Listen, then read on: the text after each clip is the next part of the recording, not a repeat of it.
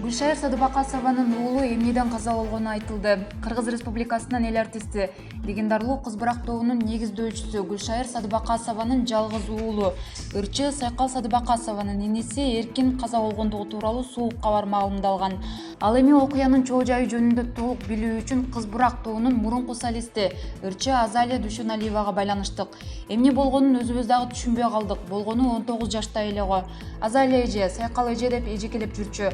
Абдан элпек бала эле.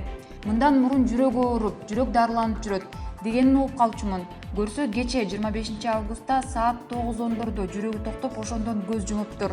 Учурда Гүлшайыр эжеке Ошто, биз Бишкекте, Сайкал туугандары менен өлкканада жүрөбүз.